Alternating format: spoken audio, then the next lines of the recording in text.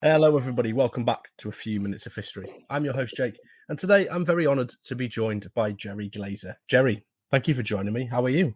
I'm doing good, thank you. Good. Now, Jerry, you're a veteran of the Vietnam War, and I mean, from the chat we had about a week or two ago now, I mean, it's going to be one heck of an interesting story. So, I mean, okay. I think we should probably just jump straight in, Jerry. What your childhood?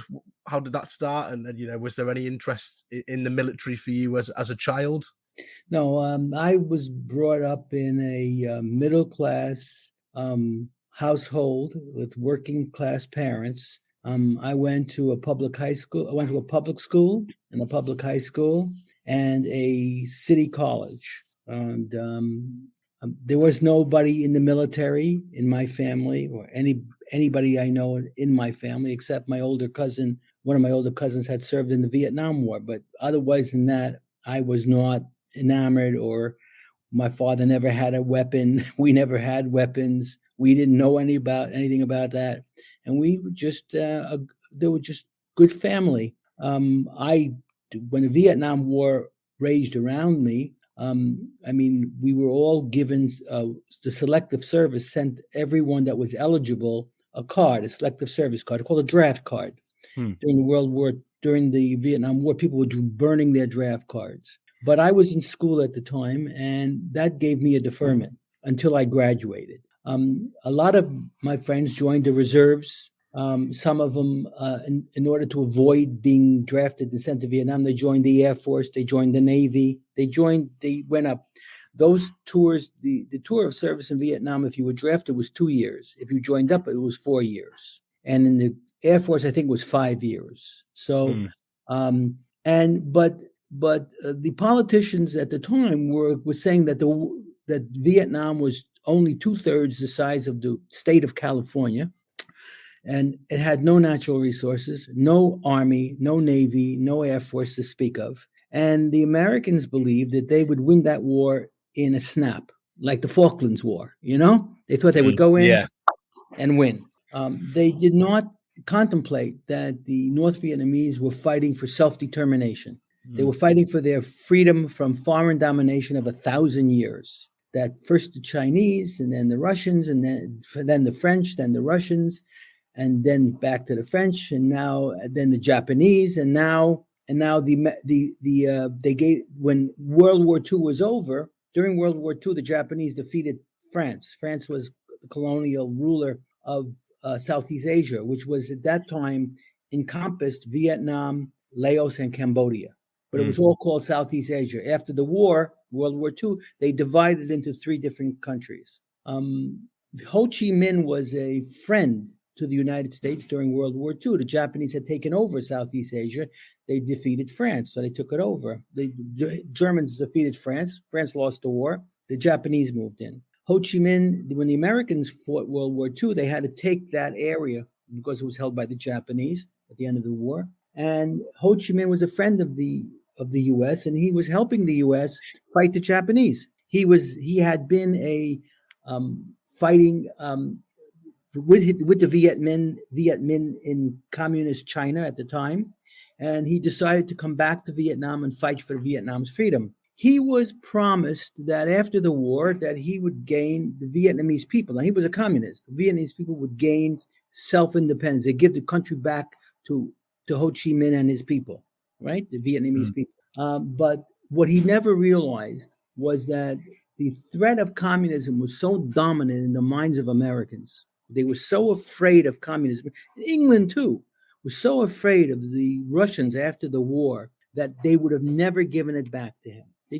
So they gave it back to the French. Now, the French were a corrupt colonial power. They had no right to get it back, but they gave it to him rather than would ever give it back to the North Vietnamese. So that began the Vietnam conflict.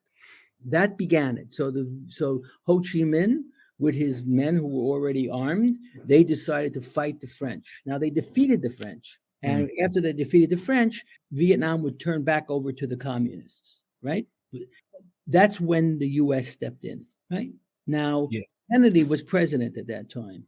Kennedy had second thoughts about being involved in the war, but he was assassinated before he can act on those thoughts. Yeah.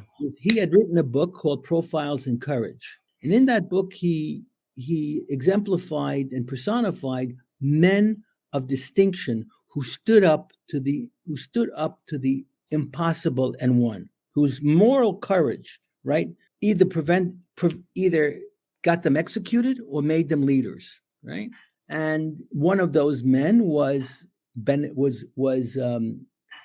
Nathan Hale, who was murdered, who was hung at the gallows during the Revolution, American Revolution from the English. And Ho Chi Minh mentioned that he believed in the American Constitution, and the Americans were fighting for their freedom. He said, we're fighting for our freedom. Why are you fighting us? So what Kennedy came, in order to stop the war, they came to a truce. The truce was this, that Vietnam would separate into two parts, North and South, right?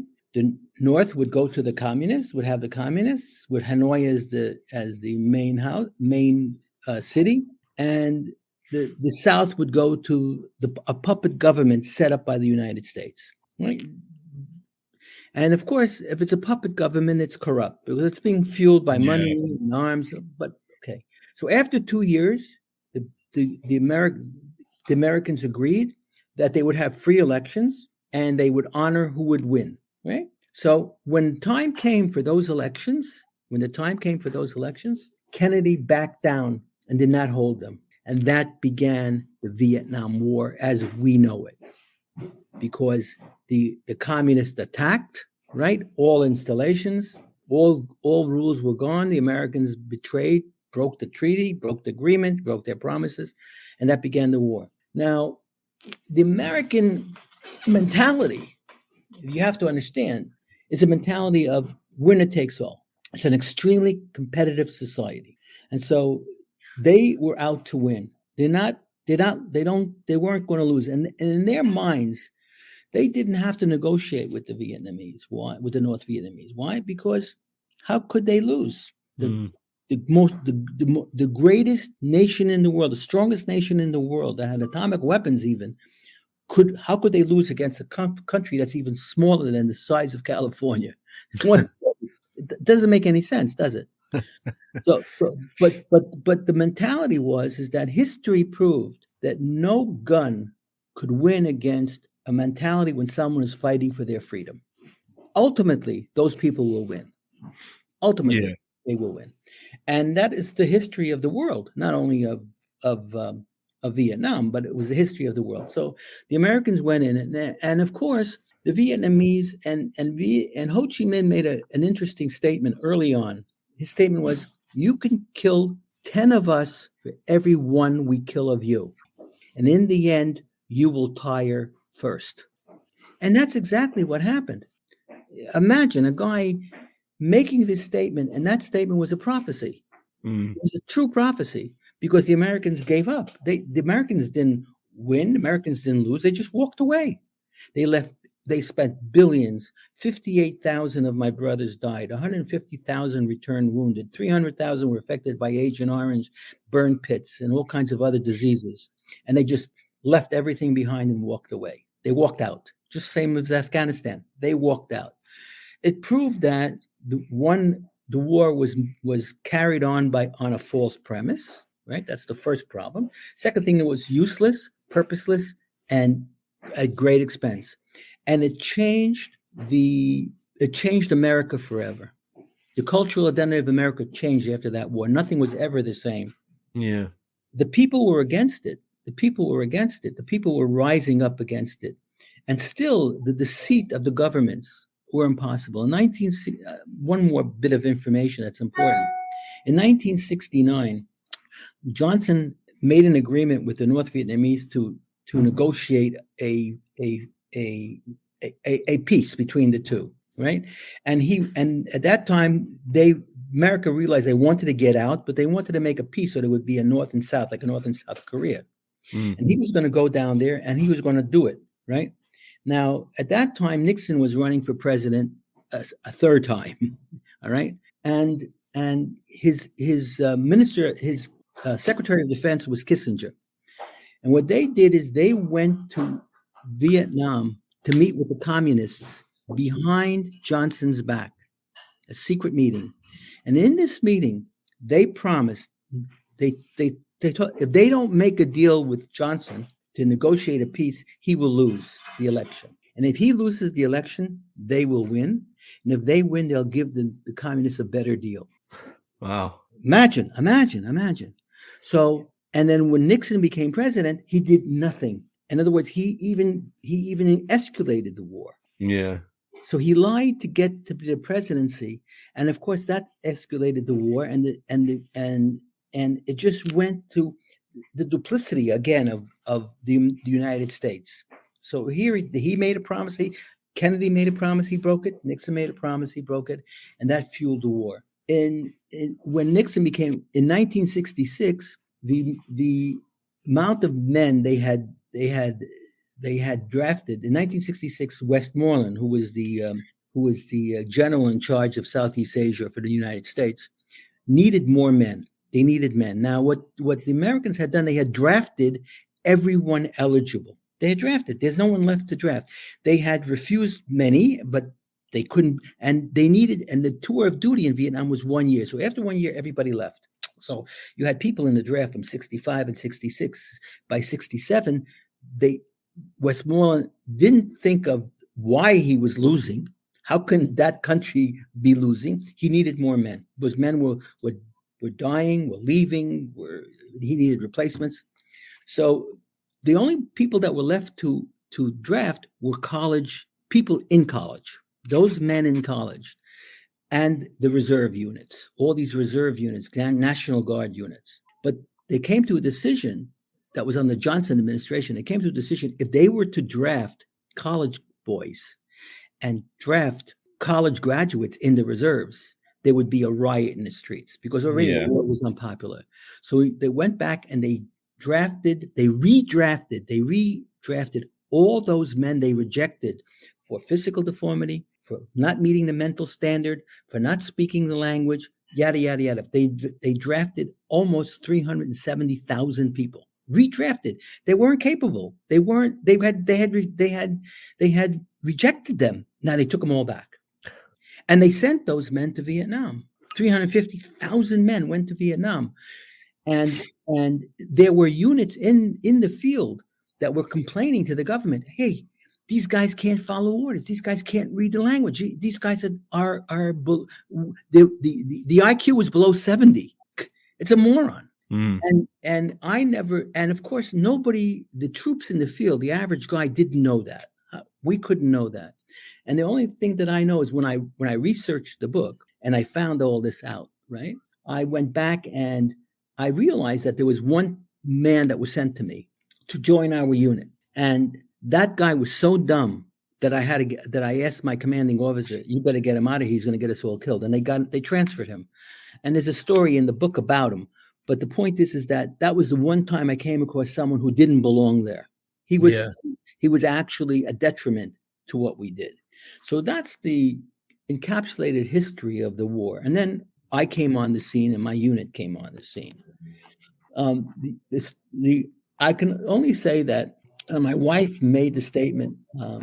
She's a psychotherapist, and she made the statement because I suffer from PTSD, and she made the statement that, you woke up in trauma and you lived in trauma every day. And when I thought about it, it was true, because everything that happened there, nothing was typical that I could know of. Nothing. I mean, even if you got up in the morning, it was different. If you had breakfast, it's not something that you knew. It's not something that you got used to. After all, I was just a civilian.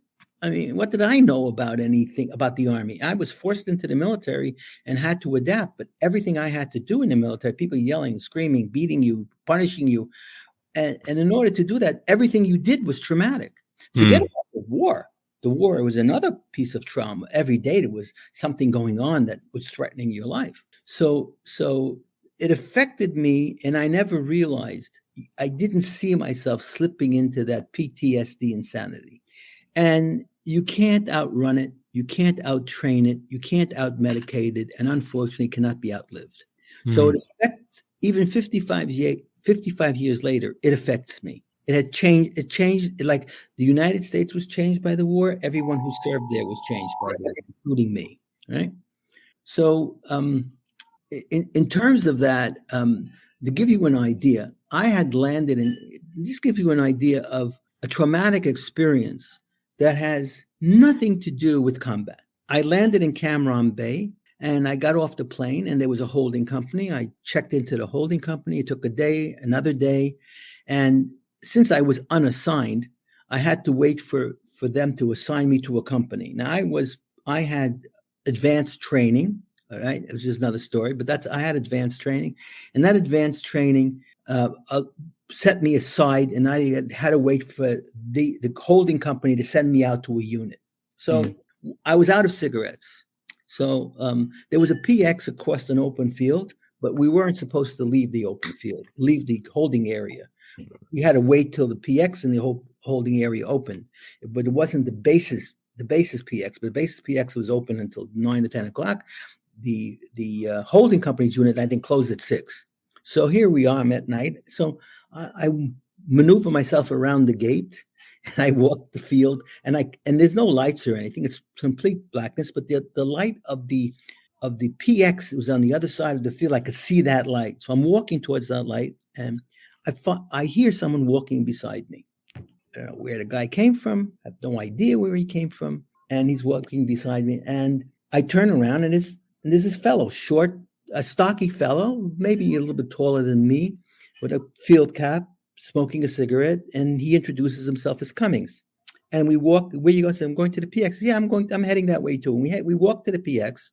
I go inside, but he doesn't. He waits outside.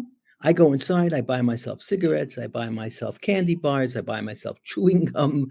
I buy these little things that I felt I needed. And then when I come out of the PX, he's waiting against the wall, like the wall of the PX under the light. And we begin walking back. As we begin walking back, there's distant thunder, like artillery, right? So, and then we're walking, and all of a sudden, overhead, there's a stream of a rocket, like a rocket stream. So I look up, and you hear the noise and the whistle, and I say, "What's that?" He says, "Oh, they're walking in the rockets." What's that mean? It was 3 North Vietnamese or Viet Cong would come. One would have the shell. One would carry the shell. One would carry the rocket launcher, and the other one was there for him to stand on, for the observer to stand on, to look out to see where they're going to fire the rocket. Now they usually carried 3 rockets. They were heavy, and 3 shells. And they would fire in the first shell, fall short, fire in the second shell, a little bit larger, and then the third shell usually went over it. 90% of the time, nothing was hit, right? So I'm walking down, and I take out, open my pack of the cigarettes I bought. I open the cigarettes, and I take one of the cigarettes, and I don't have a lighter. I don't have my lighter. I forgot to take my lighter, and so. I asked him, you have a match? He says, yeah. He takes his light, he throws it to me. When I go to reach for it, it bounces off my hand and goes into the distance. Now it's totally dark, right? So I go down, and I'm reaching, trying to find the lighter in the short space I could see it. And he kicks me in the rear end so hard, I go flying like Superman. I scrape my hands, my chin, my knees. Unbelievable. And then I jump up and turn around and confront him. He's not there. Where'd he go? So I figured maybe he ran. So I'm running around looking for him. I can't find him, right? I go back to the PX. He's not there. So I go back to the holding company. He's not there. I don't know where he came from even. The next day, I'm in bed, and the sound to go to check in, you have to like to get up in the morning, reveille and whatever. And a sergeant kicks my foot to kick me. Hey, get up. And I go to get up. I can't get up. I said, what the hell? He takes my hand. He pulls me up. The pain in my back was unreal. So I'm standing up, and I had my shirt off. He looked. He says, did you get into a fight? I said, no. He says, why? Because your whole back is black and blue. So he says, you want to help going to the hospital or something? I said, no. I said, I'm going to take a shower. I'll see how I feel. So I took a shower. I took some I had some aspirin, bufferin. I took some of those.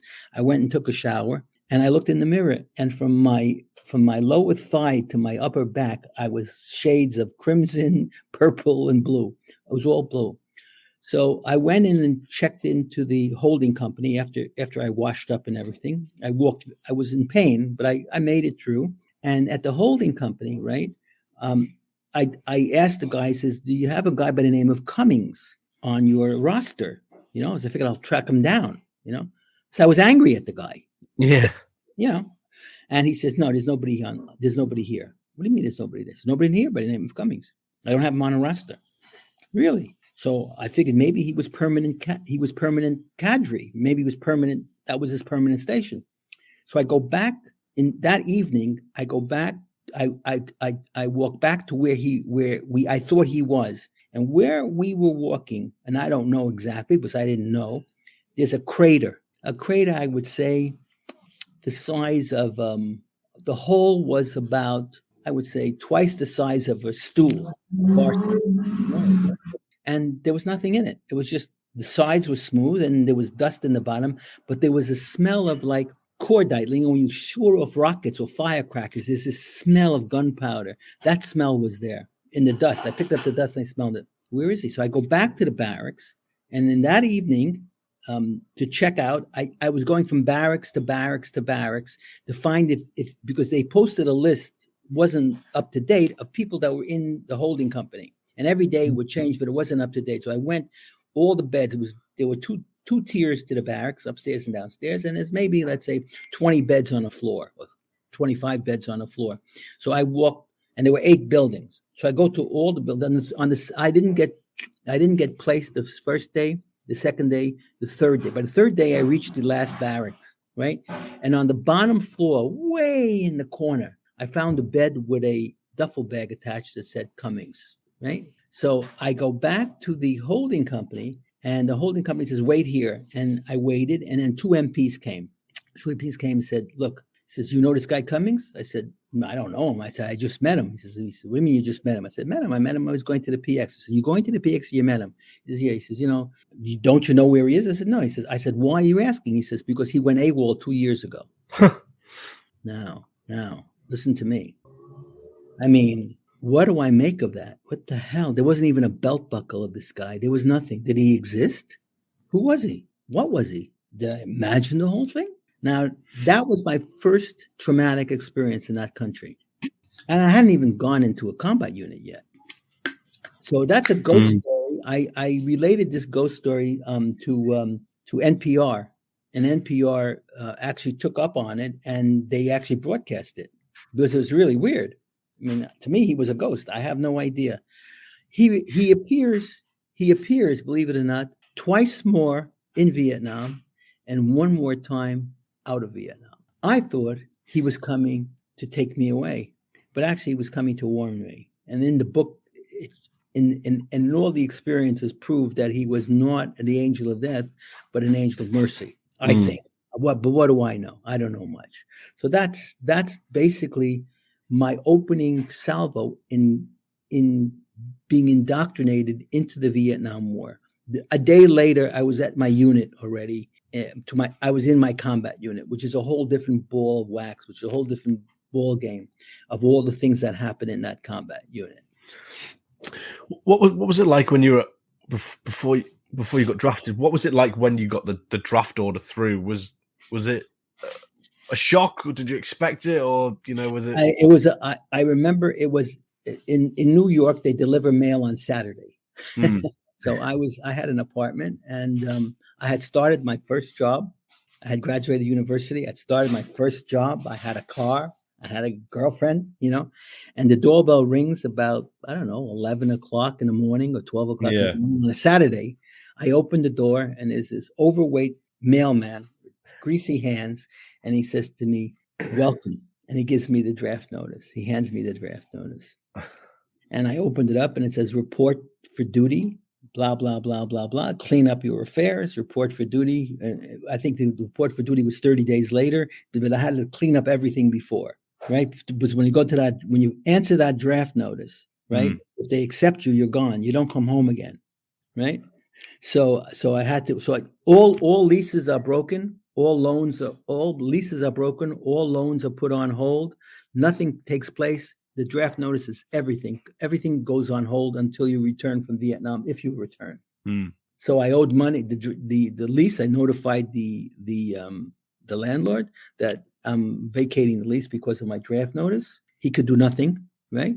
Can't do nothing. I owed the bank because I had bought a car. I had a bank loan. I notified the bank. I closed up everything, put my stuff in storage, and I went down to the draft. I went down for just in case. If you fail, okay, then you messed up. But if you don't fail, you go that day. So of course I passed. Right now, the interesting thing is that I didn't panic because I don't know why I didn't panic. I just got it and I accepted the fact, and then I began to clean up my affairs in order to put everything in order. I notified my company I worked for. They had military contracts, but I wasn't part of it. I thought maybe they can put in and get me out, but they didn't want to do it. I've been working for them for about a year, and they wouldn't do it for me. So I went down and what was I going to say? So I went. There's a train. After we went through the induction process. There's an induction process. I don't know if it's still today. It was called Whitehall Street. It was an old building from World War I, I think. And we walked around. We stripped down naked, and we walked around in our socks. And all our belongings were on a cinch. All our clothes was put in a locket, and all our valuables were on a cinch purse around our wrist. And we walked up the stairs. Everybody was walking up the stairs, going through all the different channels. At the end, if you passed, you would go downstairs. We got dressed, and then we went downstairs and we took an oath. And there was like 5 or 6 or 7 lines of us, and there was a red line in front of us on an open floor, a red line. And after the oath was taken, he says, everyone who takes the oath and says yes, step across the red line. If you don't step across the red line, walk over to the right. We'll deal with you. Once you take the oath, you're in, and that's military code of justice. Did anyone not step over the line? No. Everyone stepped over the line. Everyone that I remember, and then we were sent outside. We were herded into a herd outside. We got on buses. We went to it was Penn Station. We got on a train in Penn Station, and we went to the base overnight to the base on that train. And that was basic training from there. So now what I was going to say is that I had relatives that lived in Canada, so I could have gone to Canada if I wanted, and my family wanted me to go, and my brother, who picked me up and took me, like to finish up my affairs, they were driving me crazy. And I told my older brother, I said, look, if you're going to drive me crazy about this, then I'm not going home. I said, I'm going to serve my country. I got the order. I'm going to serve my country. I grew up in a religious household. So where literature and reading and comic books, they were not part of the literature that was in that household. It was all religious stuff, right? Yeah. So I would secretly read comic books, have all these novels of Dickens and Mark Twain and Superman, Batman, Captain Marvel, all these American heroes, right? These superheroes, and that was my America, right? And in order to be an American, you had to be a hero. Captain America, and that was my mentality, and that fueled me to go to Vietnam. And it was I didn't refuse. I had friends that ran away. I had friends that bribed judges and bribed doctors, and they were arrested. Their families went to court for them, and a lot of guys ran away to Canada. I decided not to go to Canada. I wasn't going to give up my citizenship, and I wasn't going to do that. That's a coward. So I went. It was a mistake. I admit I made a mistake. I made a mistake, but you know what? I'm not sorry I served, and even knowing the outcome, if I was asked knowing the outcome of what happened to us, even knowing the outcome, and if I was asked to do it again, I would. Even though I regret going, but I would do it again, because when we were there, we saved lives, not only our own, not only our unit, but of civilians as well. Yeah.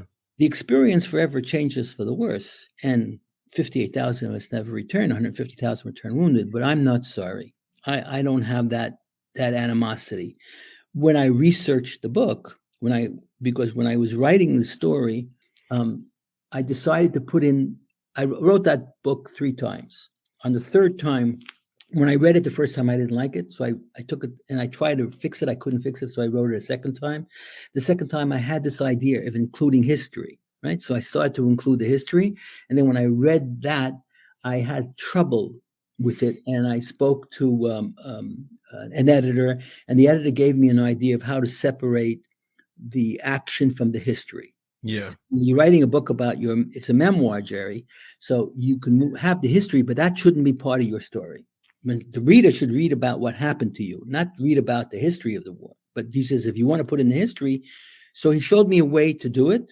And so the book is part of what happened to me and part history. So you'll have a chapter, and after that chapter, you'll have history A. Then you'll have a chapter, history B. And so the underlying concept of what happened to us, why we were there, why we were doing what we were doing, that's the history. That's the history. What happened to me is what happened to me. I had so many incidents, so many events, so many disturbing events that I had to separate. It was too much to put in. Yeah. It was too much to put in. So I separated the major stories, and I only put in those stories. So I have enough for a second book now.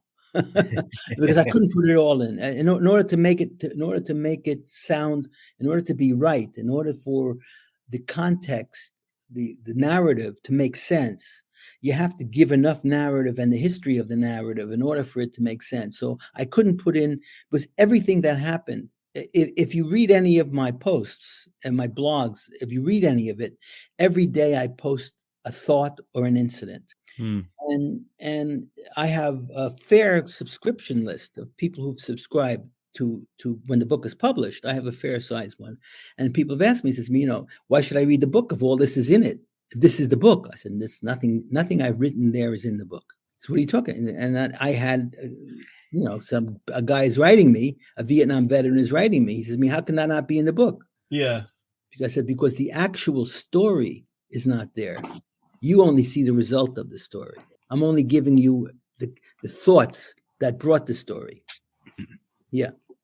So I write every day. I post every day about a thought or an incident or something that happened. I will post occasionally the name and picture of, or not the picture, but a name and a history of someone who died during the time I was there. And I put pictures up, and that's every day. So the book is not about my posts. The posts is a reflection of what's in the book. No. Do you find that helps with your PTSD and things? No. Well, my wife thought when I would write it, I got it out of my system. It improved. Yeah, it's improved, but you can't get rid of mental illness. Okay.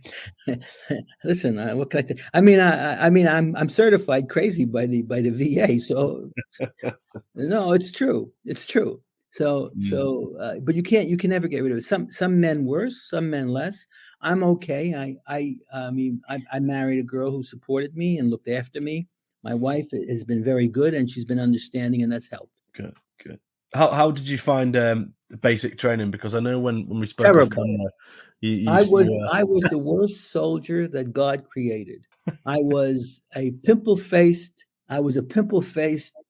academic with no muscle structure that you could think of, and I didn't know nothing. When I went there, there were guys that could drop and do 50 push-ups. Real men, guys with thick arms and barrel chests. I couldn't do 5 push-ups without my ass being in a pyramid. They had monkey bars. You had to do 20 monkey bars to get in to eat. If I went past 4, I was lucky. And all they did was yell at me. To give you an idea how bad of a soldier I was, if we were running, we had to run a mile before every meal, right? In that pack, I was the last guy running. Always the last guy.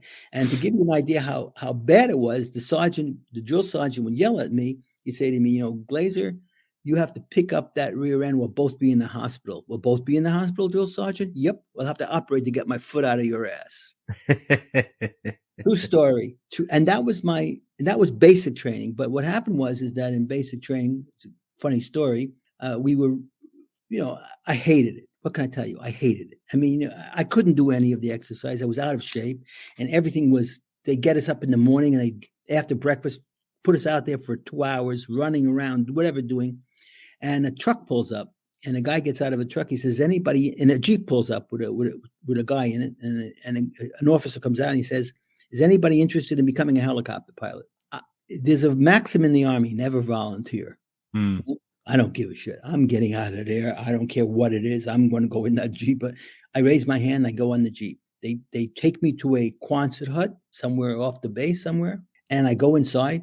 It's warm. They have a stove burning coal, and they have a table in the far end of the hall with coffee and donuts. I get myself a coffee, get myself some donuts. I was having a good time. Then they call me in. They put us in a room. There was maybe 6 guys or 7 guys. They show us a film. I fell asleep in the film, but nobody noticed, and I woke up. Then they put us in a room, and they want us to sign up for 4 years to be a helicopter pilot. That's a warrant officer. No, I can't do it. I got to speak to my father. I got to speak to my mother. I got to speak to God knows who. I got to speak to God. So, okay, they sent me back to my barracks. Got back to my barracks around 4:30. I went to sleep. The guys came in around 5:30. I woke up and I went to dinner. After dinner, that was it. Another couple of days later in basic training, rolling around, doing what we're doing, another Jeep pulls up. Anybody interested in becoming an officer? That's me. I go. They take me in a Jeep. They take me another place in the base. I go in a room. There's maybe 8 guys, 9 guys. At the end of the hall, coffee and donuts. Oh, this time sugar glazed donuts. Whoa. I have coffee, stuffing my mouth with as many donuts as I can. They call us into a room. The guy gives a speech about being an officer, being the greatest thing you can ever do, blah, blah, blah, blah, blah. And they go out. I go out and I give them the excuse, and they sent me back to my barracks. This time I get back to my barracks at 4:00. That means now I went to sleep, got up an hour and a half later. The guys came in. I woke up. I felt refreshed. I did the monkey bars. I was so refreshed. I was able to do the monkey bars.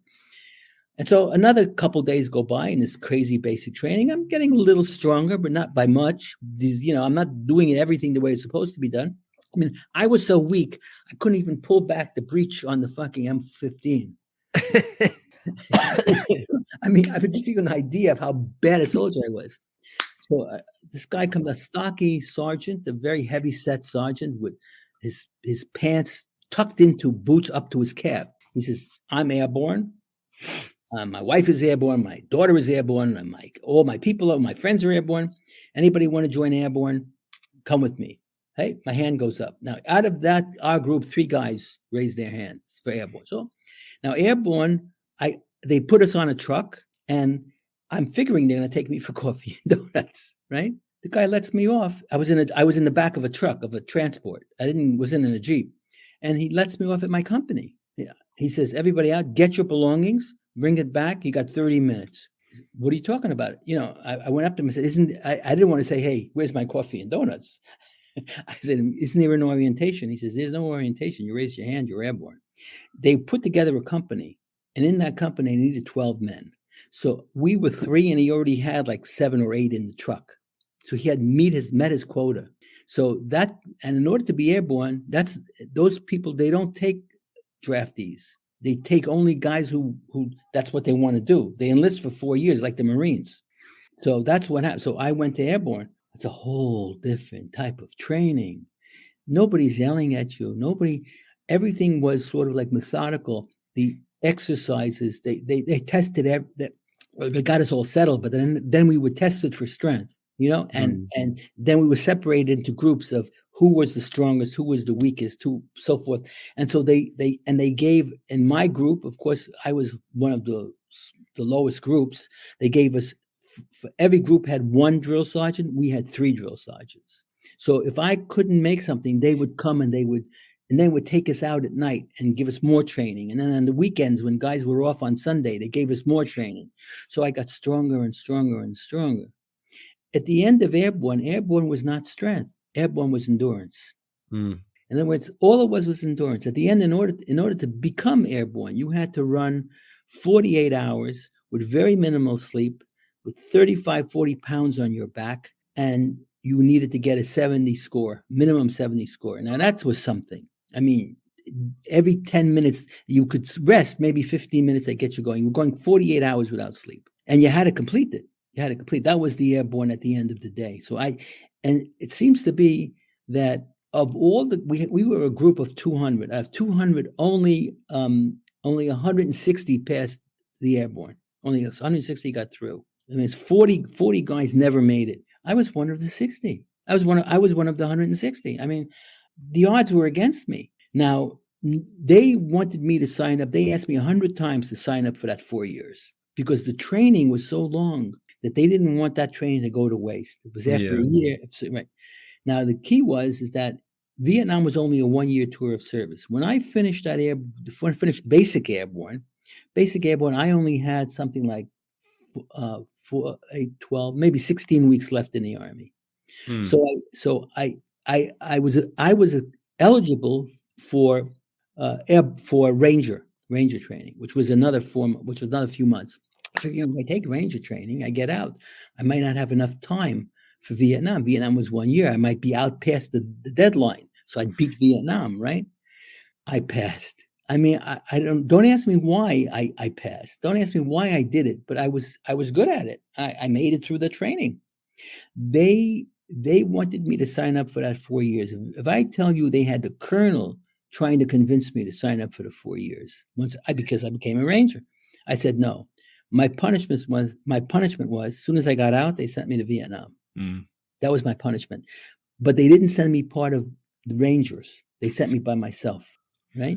To be assigned wherever I would be assigned, wherever the Army needed me. That was my punishment. No, that's how I got there, and that's how I became, because I was that, I became a leader of a special ops team working for a colonel who later became a general. I made him a general. It doesn't matter, but that's what happened. And so we were on.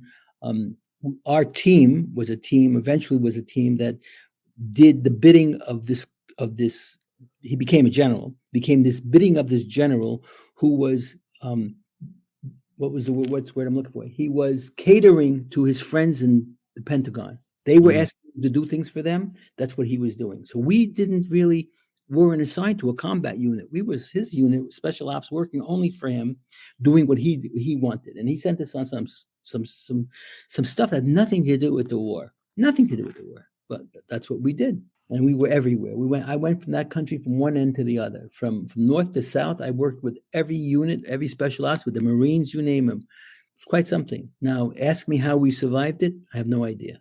No, I'm a moron. Maybe that's why. I couldn't figure it out. I was caught. I was court-martialed. I Guinness Book of World Records. I was put up for court-martial 7 times for disobeying a direct order, and because I worked for a general and his orders were paramount. So if a lower ranking officer gave me an order, if I didn't listen, they would put me in for court-martial. But he gave me an order not to listen, to follow. In other words, nothing was to interrupt the mission that he put me on. No officer had to submit. So I remember that I was in a unit, and they held me up. They had me in a holding cell. They were going to court-martial me. They were going to let me go. And I phoned my office, told them where I was, and then they called me at night, 2 a.m. in the morning, and he says, whatever the thing was, he says, did you do it? Now, what I was being court-martialed for was the truth, was I did something terrible, wrong. Really, I did something terrible. It wasn't only disobeying an order. I really forged papers and all kinds of crap. I did all kinds of stuff to protect them. And he said, did you do it? Now, I thought to myself, he was a friend by then. He was a friend. So I figured, should I, and this is spinning, my mind is spinning, should I tell him or shouldn't I tell him? He was a West Point graduate. And in this second, I said to myself, no, I'm not going to tell him, because he will not sacrifice his integrity for me. After all, who am I? I'm just working for him. So I said, no, sir, I didn't. He says, okay, stay where you are. I'll take care of it. And I couldn't go. I was on the guard. I was in lock and key. What he did was he wired Washington to find out the command. There was a general. The commanding officer of that base, what was his rank? Now, my guy was promoted in March. That guy was promoted in January. So what happened was, my guy was promoted. I'm sorry, I take it back. That guy was promoted in March. My guy was promoted in January. So my guy had 3 months, January, 3 months rank, superior rank. So he wrote back. He said, let him go and assign him to my unit with the papers, and I will take care of it. And he signed his name, date of rank, and that made him above. Now that guy could have gone above him, but to go above an officer, in other words, to disobey an officer because you have higher rank, that would stun your career forever in the Army. But he was a West Point graduate, so everybody from West Point who was all in the Army, that guy would never go anywhere. Yeah. So he sent me back to my unit, and of course, when I got to my unit, he says to me, "Tell me what happened." I said to him, "I don't know what they're talking about. I don't know. Everything is signed, sealed, and delivered, sir. I don't know what they're talking about. They're telling me it's forged. They're telling me." I said, "I don't know. I did what you said to me to do. I got everything you asked me to do. I didn't stand in their way. I did it. I don't know why they're angry at me." I said, "They're telling me how can I forge someone's signature? How can I even get the papers?" It was all bullshit. But he accepted it. And I got out, and I got away with it. And I got away with all of them because of that. He stood up for me and my guys. In other words, but he sent us on dangerous assignments. I mean, besides the point. I mean, it didn't matter. And even one time he sent me to a very dangerous place. I said, "Sir," I said, "That's the 4th to 60th. He says, "Yeah." He says, "Hey, you're in the Army, you're in Vietnam. Some things you have to do." That was it. What's it going to do? So, yeah. Was there any particular things that he sent you that you were sent on to do that stick in your mind as everything? Every mission, every assignment was something different. He had this is all in the book, of course. He had an assignment. We had a rogue operating group. They went rogue. They went off the grid. He sent me to find them. And if I find them, I was to either bring them back dead or alive. I said, "Sir, you want me to end them?" He says, "I never said that." Because they don't want to come. He says, "They're going to come back with you. Either they come with you or they never come back." I said, "Okay, sir, I got it." What nationality were they? South Vietnamese? Americans. American units. American units that went crazy. They were out.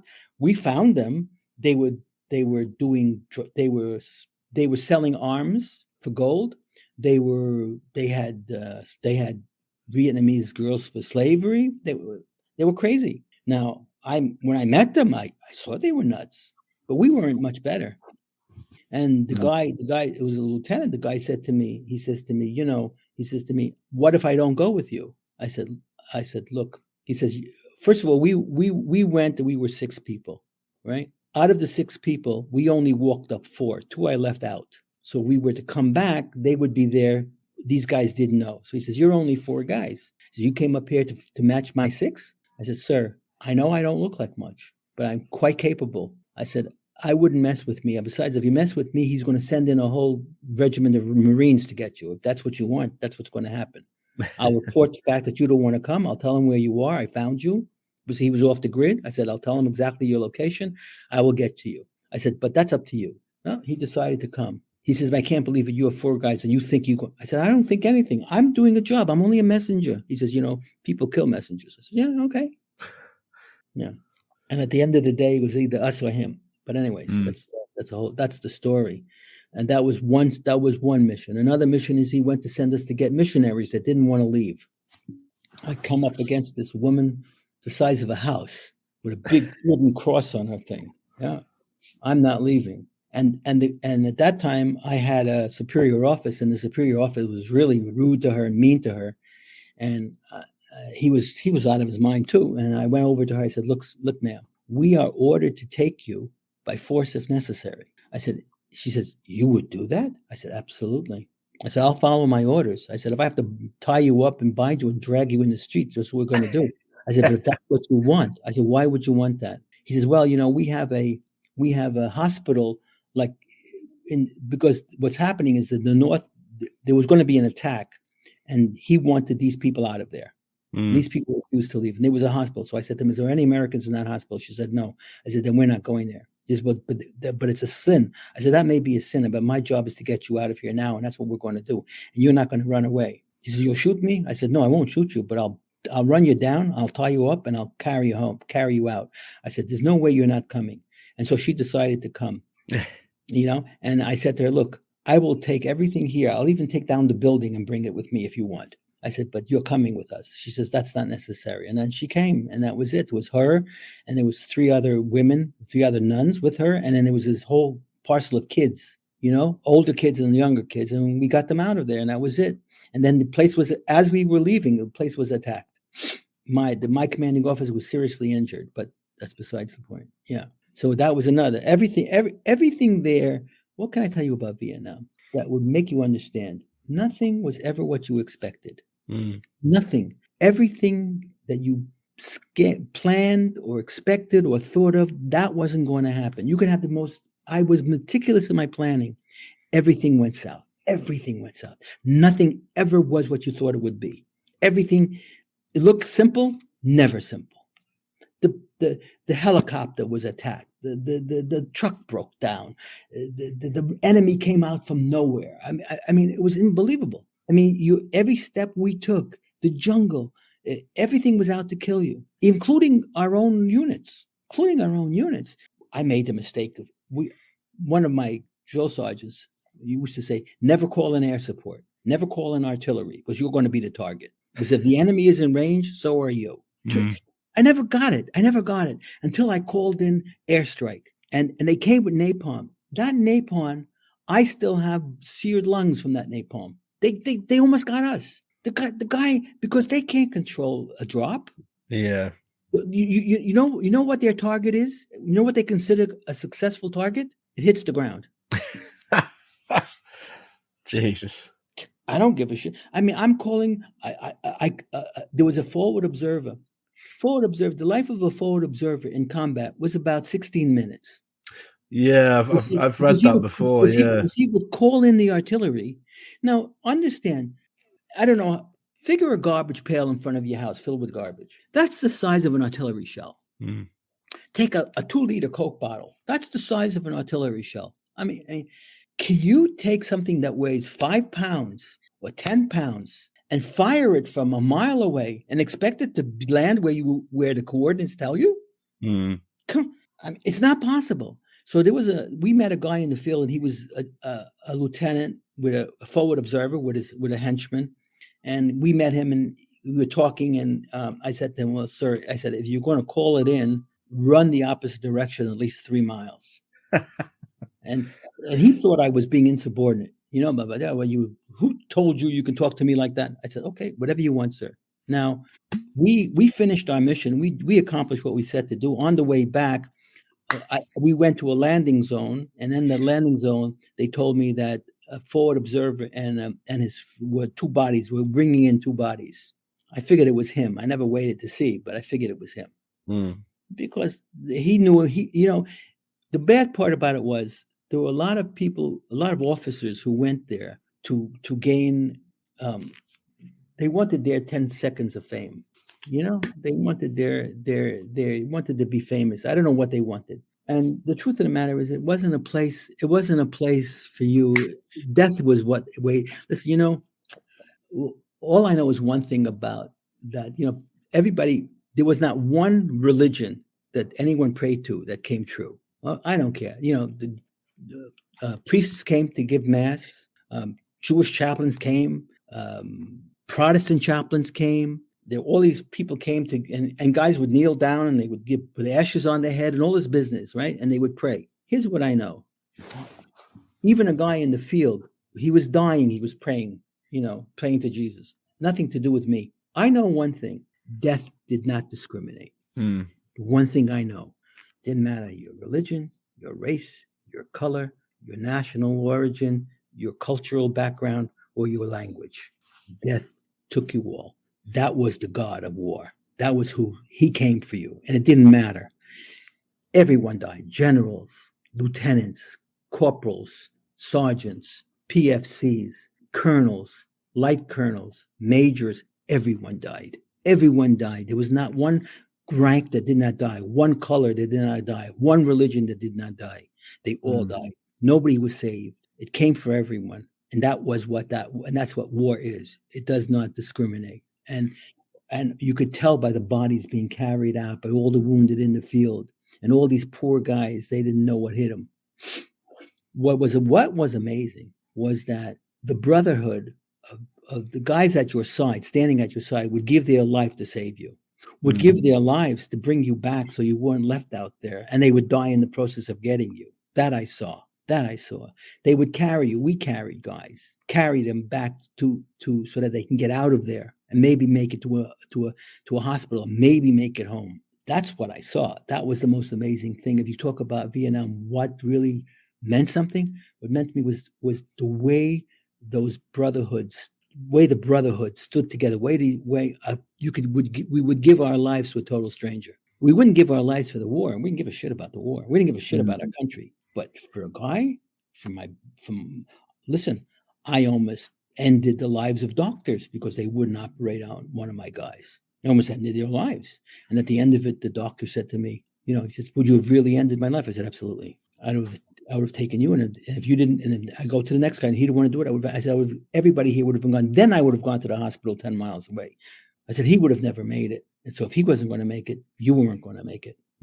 So he shook my hand. He says to me, one day, he said, "I'm sorry. I didn't mean it." He said, we were on shift for 18 hours and I was dead tired. I said, I'm up for 24 hours. I'm not complaining. I said, that boy was injured.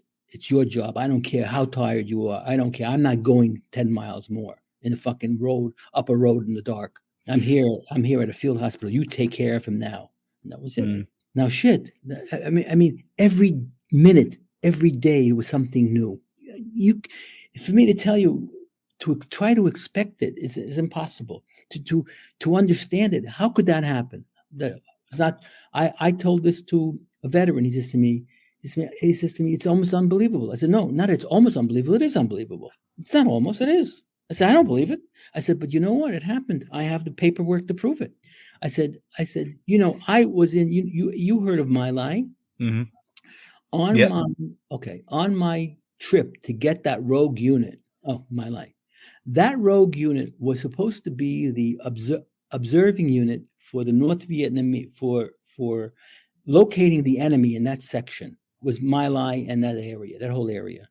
Now that section went rogue because they lost contact in December. Now that happened in May, January, February, March, April, May, and we passed through to get them. And I met his commanding officers when we were going through. I don't know them, and we passed through. Now they blame Cali for that, but it wasn't his fault. It really wasn't, because they sent him out there with this concept that the Americans were bombing that entire area for an entire month, bombing it. They dropped, I don't know how many hundreds of thousands of pounds of bombs.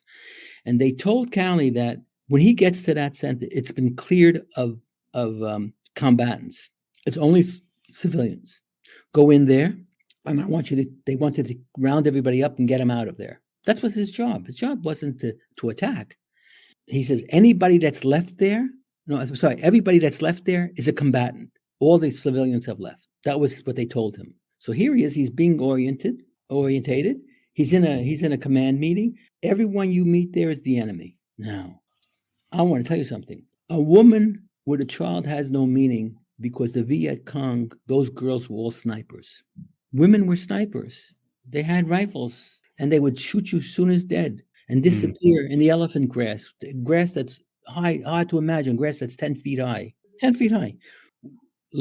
Rivers, lakes, so deep that you cross it, and the only thing you see is a rifle above your head. Organisms that will enter through your penis and infect your kidneys and liver and give you cancer. Leeches that will bite into you, and when you take them off, no matter what you do, it becomes an infection. Infection becomes lethal. Everything was out to kill you. There was nothing that was anything that meant anything. Every day was like that. Every day.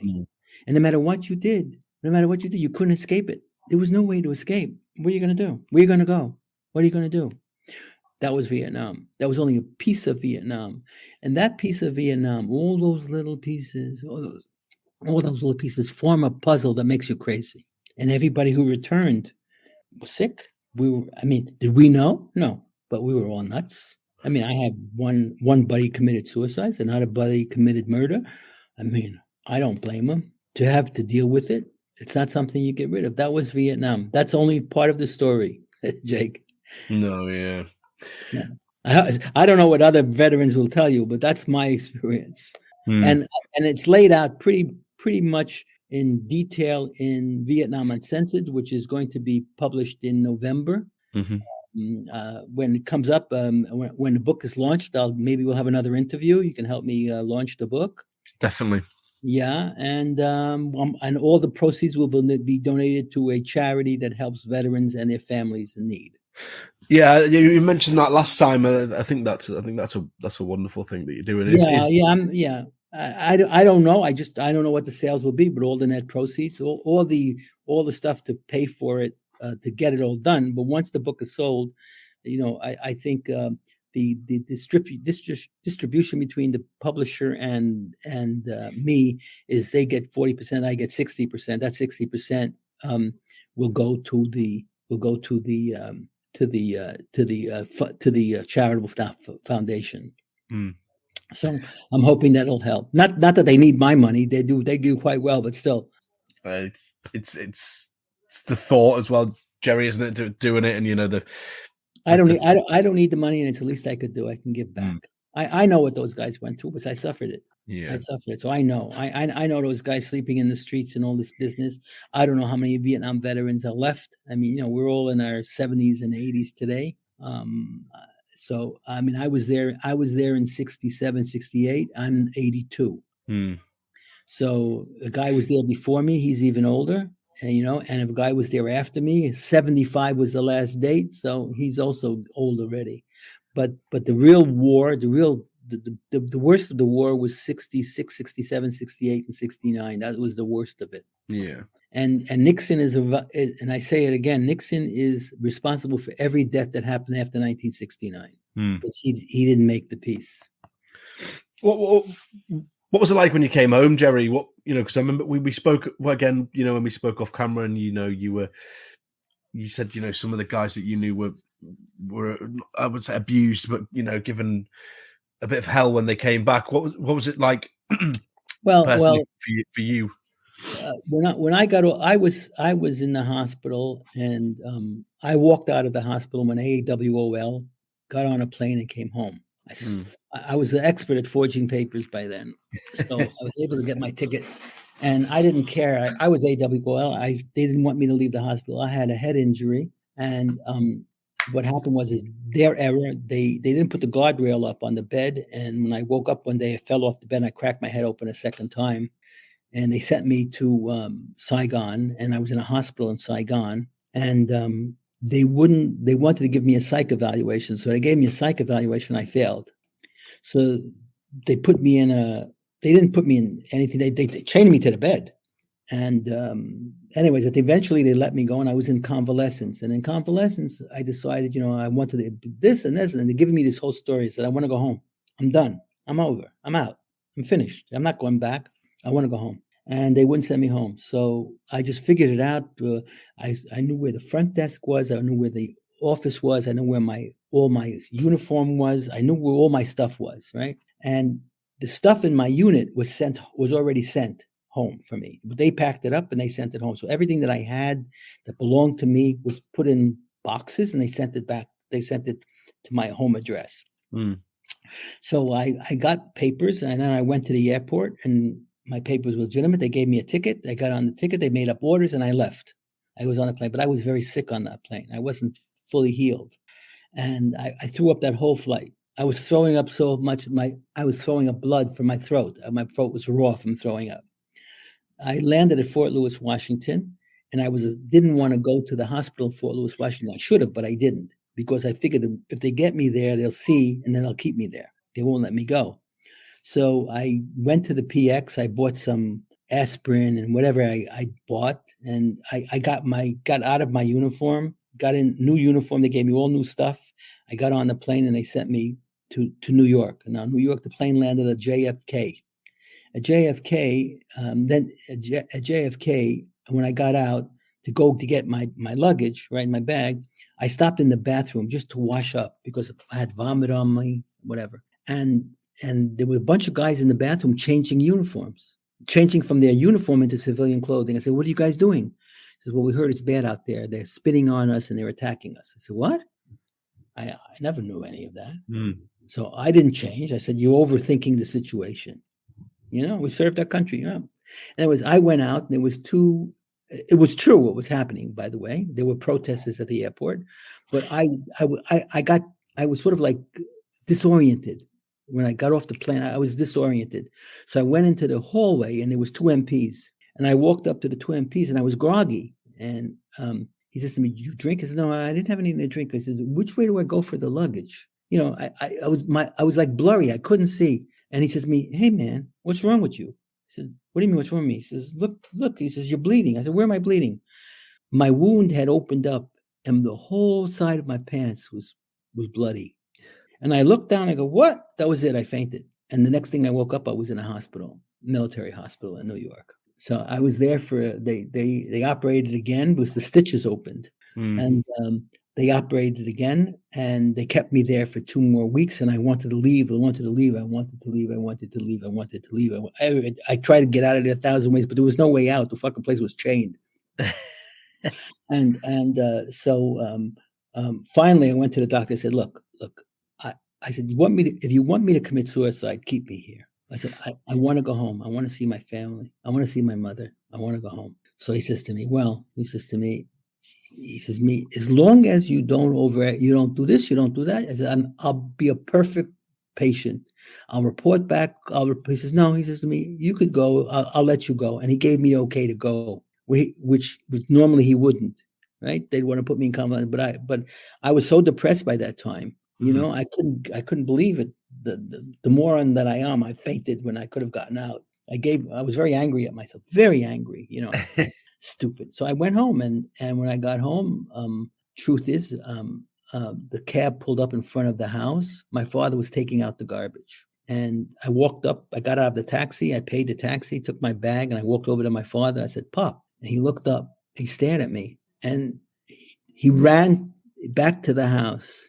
Ran up the walkway to the house, screaming my mother's name. And then he stopped. He realized, wait a minute, he left me behind. He came back. Right? He came back to me, and like his hands were out. And then he stopped. He turned around again to go back to tell my mother. So I went and ran up to him. I said, Pop, it's fine. So we'll go tell my mother together. So they lived on the second floor of this apartment. It's like semi-detached apartment. They lived on the second floor, and he was calling out the name. We have a guest. And my mother came to the typical movie scene. She comes to the doorway. She has a pot in one hand and a spoon in another, and then an apron. She's cooking her meal, right? And she sees me. She dropped everything. We all fell down the stairs with all the food and everything, and she just buried her face in her hands, crying. Oh. Because what happened was they were notified I was injured, right? And after that, they never received another notice. They didn't know when I was coming back, if I was coming back, right? Because the Army, because I was transferred. So I was going from one hospital to another hospital. The Army didn't have the update yet. So they didn't know what happened to me, where I was, or if I made it. They didn't know. And my father tried to contact the Army, and my brother tried to contact the Army. They had no information. So when I showed up, it was a real shock. It was a real shock to them that I showed up even. Oh my God, you know, like they couldn't imagine it. They thought that the worst. Anyway, the fact that I made it home, I don't get it. But anyways, the last action should have ended us, but it didn't. It didn't. It ended everybody else, but it didn't end me. So yeah, try living with that. No, absolutely, Jerry. I think it's been a really good chat, and I think we should definitely pick this up again when your book comes out to sure to get more stories out and get a bit more publicity. But I've really enjoyed this. Are you recording the show? Yes, recording. Yeah. Are you going to send me a copy? So I can promote it? I absolutely can. Yeah. Don't worry. Okay. I'll send you a copy. With a link. Yeah. A link to your station so I can promote you as well. Yeah. At that time, and if I get it, I'll send it out to all my followers and put it up on all the things I'm doing. And so it'll also promote your show as well. Yeah. I have a lot of followers in the UK, subscribers in the UK. Yeah, no, you'd there's a what's a fan base is probably the wrong word, but there's a big audience for Vietnam. It's something that maybe perhaps didn't touch the UK as much, but I've seen it from the outside in. I don't think the English were there, but the Australians were there. Yeah, England did not participate, but no, we weren't there. Yeah, there were a lot of Australians, and I thought I could drink.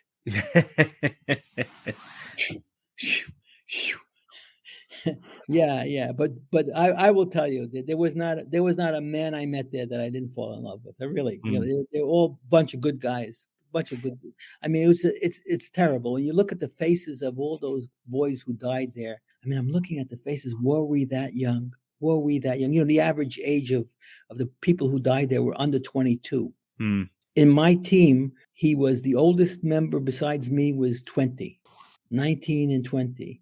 The two most remarkable men I ever met were Kiowa Indians. I mean, it was, how do we, it's hard to explain that you're thrown into, what's the words go? War makes strayed bedfellows. I think that's the term. And it's true. Where do you come across people like that? I say in the book that these guys were magical. They were magical. I mean, the things that we did, it doesn't seem possible. The things that happened there doesn't seem possible. But I know it was there. So, okay, Jake, I'm going to run. Terry, it's been a pleasure. Okay. It's been my pleasure. Thank you so much for the interview. I appreciate it. Thank you. We'll pick it up again soon, Jerry. Thank you, everyone, for watching and listening. And we'll be back. Take care in the future. Oh yeah, if people want, they could read the book. Maybe you can promote it at Jerry Glazer at VietnamJerry.com at VietnamJerry.com. That's the website, and you can find Jerry Glazer. You can find me on all the platforms if you want. Mm-hmm. So yeah, I'll link all your stuff in the description and bio, Jerry. It's been a pleasure, mate. Thank you very much. Jake. Thank you. Take care. Cheers. Bye-bye. Okay.